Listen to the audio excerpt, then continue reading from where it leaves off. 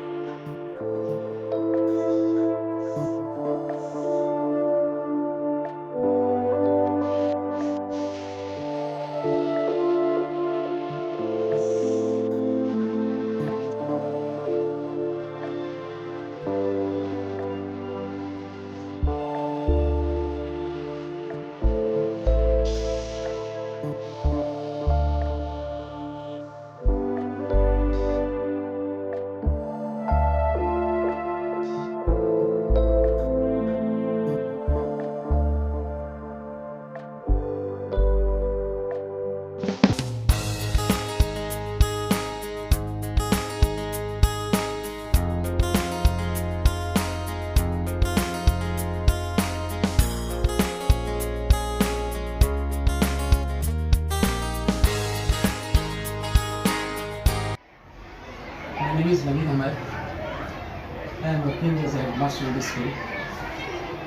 ಇದನ್ನು ನಮ್ಮ ಶಾಲೆಯಲ್ಲಿ ಮೆಟ್ರಿಕ್ ಮೇಳನ ಆಯೋಜನೆ ಮಾಡಿದ್ದೀವಿ. ಇದರ ಉದ್ದೇಶ ಏನಂತ ಹೇಳಿದ್ರೆ, ಮಕ್ಕಳಲ್ಲಿ ಬರೀ ಓದು ಬರಹ ಇದ್ದರೆ ಸಾಲದು, ಮಕ್ಕಳ ಮೈಂಡ್ ಏನಾಗಿರುತ್ತೆ, ರಸ್ಟ್ ಹಿಡಿದೋಗಿರುತ್ತೆ. ಅದರಲ್ಲಿ ದಿನ ಬೆಳಗಾದರೆ ಮಕ್ಕಳು ಪುಸ್ತಕ ಪೆನ್ನೋದ್ರಲ್ಲಿ ತಲ್ಲೀನರಾಗಿರ್ತಾರೆ. ಅವ್ರಿಗೆ ಏನೊಂದು ಹೊಸತನ ಬಯಸ್ತಾರೆ ಮಕ್ಕಳು.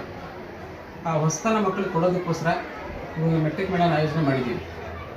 ಇದರಲ್ಲಿ ಏನಾಗುತ್ತೆ, ಮಕ್ಕಳಿಗೆ ಹೊಸ ಜನ ಬರ್ತಾರೆ ಇಲ್ಲಿಗೆ ವ್ಯಾಪಾರ ಮಾಡೋದಕ್ಕೆ. ಅವನ್ನೆಲ್ಲ ಮಾತಾಡೋ ಒಂದು ಕಲೆಯನ್ನು ವೃದ್ಧಿಸ್ಕೊಳ್ತಾರೆ ಅವರು. ಮಕ್ಕಳು ಏನು ಮಾಡ್ತಾರೆ, ಬರೀ ಮನೇಲಿ ಹೋದರೆ ಪೇರೆಂಟ್ಸ್ ಮಾತಾಡ್ತಾರೆ, ಸ್ಕೂಲ್ಗೆ ಬಂದರೆ ಟೀಚರ್ಸ್ನ ಅವ್ರ ಫ್ರೆಂಡ್ಸ್ ಮಾತಾಡ್ತಾರೆ ಅಷ್ಟೇ. ಹೊಸಬರನ್ನ ಮಾತಾಡೋಂಥ ಕಲೆ ಗೊತ್ತಿಲ್ಲ ಮಕ್ಕಳಿಗೆ. ಬರೀ ಪುಸ್ತಕ ಪೆನ್ನಿಂದ ಮಾತ್ರ ಇದಾಗೋದಿಲ್ಲ, ಅದ್ರ ಜೊತೆಗೆ ನಮಗೆ ಸ್ವಲ್ಪ ಜನರಲ್ ನಾಲೆಡ್ಜ್, ಸಾಮಾನ್ಯ ಜ್ಞಾನ ಬೇಕಾಗಿರುತ್ತೆ. ಅದು ಇದರಲ್ಲಿ ಸಿಗುತ್ತೆ. ಈ ಮೆಟ್ರಿಕ್ ಮೇಳದಲ್ಲಿ ನಾವು ಸಂತೆಯಲ್ಲಿ ಏನೇನು ಇಟ್ಟಿರ್ತಾರೆ, ಮಾರ್ಕೆಟ್ ಡೇಯಲ್ಲಿ ಎಲ್ಲ ಐಟಮ್ಸ್ ಏನು ಮಾಡಿದ್ವಿ ನಾವು ಅವೈಲೇಬಲ್ ಮಾಡಿದ್ದೀವಿ ಇಲ್ಲಿ. ಕಾರಣ ಅಂತ ಹೇಳಿದ್ರೆ ಮಕ್ಕಳಿಗೆ ಎಲ್ಲ ಥರ ಜ್ಞಾನ ಅವ್ರಿಗೆ ಗೊತ್ತಾಗಬೇಕು. ಒಂದು ತರಕಾರಿ ಯಾವ ರೀತಿ ತೊಗೋಬೇಕು, ಯಾವ ರೀತಿ ಹಣದ ವಿನಿಮಯ ಮಾಡಬೇಕು, ನಾವು ಆ ಹಣನ ಯಾವ ರೀತಿ ತೊಗೋಬೇಕು, ಯಾವ ರೀತಿ ಕೊಡಬೇಕು, ಲಾಭ ಏನು ನಷ್ಟ ಏನು, ಎಲ್ಲದಕ್ಕಿಂತ ಹೆಚ್ಚಾಗಿ ಇದರಲ್ಲಿ ಮಕ್ಕಳಿಗೆ ಏನಂತ ಹೇಳಿದರೆ ನಮ್ಮ ಪೇರೆಂಟ್ಸು ಎಷ್ಟು ಕಷ್ಟಪಟ್ಟು ಸಂಪಾದನೆ ಮಾಡ್ತಾರೆ, ಯಾವ ರೀತಿ ನಮ್ಮ ಫೀಸನ್ನು ಕಟ್ತಾರೆ, ಆ ಅವೇರ್ನೆಸ್ ಬರುತ್ತೆ ಮಕ್ಕಳಿಗೆ. ಆ ಅವೇರ್ನೆಸ್ ಬಂದು ಮಕ್ಕಳು ಏನು ಮಾಡ್ತಾರೆ, ಮತ್ತೆ ಅದನ್ನು ಡೈಲಿ ಲೈಫಲ್ಲಿ ಏನು ಮಾಡ್ತಾರೆ ಯೂಸ್ ಮಾಡಿಕೊಂಡು ನಮ್ಮ ಮಕ್ಕಳು ನಮ್ಮ ಪೇರೆಂಟ್ಸ್ ಏನು ಮಾಡ್ತಾ ಇದ್ದಾರೆ, ಚೆನ್ನಾಗಿ ಕಷ್ಟಪಡ್ತಾರೆ. ಅದೆಲ್ಲ ಮನವರಿಕೆ ಆಗುತ್ತೆ ಈ ಬಿಸ್ನೆಸ್ಸಿಂದ ಅವ್ರಿಗೆ. ಅವ್ರೇನು ಮಾಡ್ತಾರೆ, ಮಕ್ಕಳು ಸ್ವಲ್ಪ ಓದಿನ ಕಡೆಗೆ ಹೆಚ್ಚಿನ ಗಮನ ಕೊಡ್ತಾರೆ. ಇದರಿಂದ ಇನ್ನೊಂದು ದೊಡ್ಡ ಉಪಯೋಗ ಅಂತ ಹೇಳಿದ್ರೆ ಕೆಲವು ಬಿಸ್ನೆಸ್ಸಲ್ಲೂ ಬಿಸ್ನೆಸ್ ಮ್ಯಾಗ್ನೆಟ್ಸ್ ಆಗ್ತಾರೆ ಮುಂದೆ ಹೋಗಿ ಅವರು. ಸಾಧ್ಯ ಇಲ್ಲ, ಕೆಲವು ಬಿಸ್ನೆಸ್ ಲೈನ್ಗೂ ಹೋಗುವಂಥ ಚಾನ್ಸ್ ಇದರಲ್ಲಿ ನಾವು ಅವೈಲೇಬಲ್ ಆಗುತ್ತೆ ಇದರಿಂದ ಮಕ್ಕಳಿಗೆ. ಹೀಗಾಗಿ ಇದನ್ನು ನಾವು 3 years ಬ್ಯಾಕ್ ಮಾಡಿದ್ವಿ. ಕೊರೋನಾದಿಂದ ಇದನ್ನು ನಾವು ಮಾಡೋಕ್ಕಾಗಲಿಲ್ಲ. ಇವಾಗ ಇದನ್ನು ಆಯೋಜನೆ ಮಾಡಿದ್ದೀವಿ. ಮಕ್ಕಳು ತುಂಬ ಸಂತೋಷವಾಗಿದ್ದಾರೆ. ಮಕ್ಕಳು ತುಂಬಾ ಸಂತೋಷವಾಗಿದ್ದಾರೆ. ಒಂದು ಹೊಸತನ ಇದೆ ಅವರಲ್ಲಿ ಲವಲವಿಕೆ ಇದೆ. ಪೇರೆಂಟ್ಸ್ ಸಹ ಏನು ಮಾಡ್ತಾರೆ, ಇಷ್ಟಪಡ್ತಾ ಇದ್ದಾರೆ.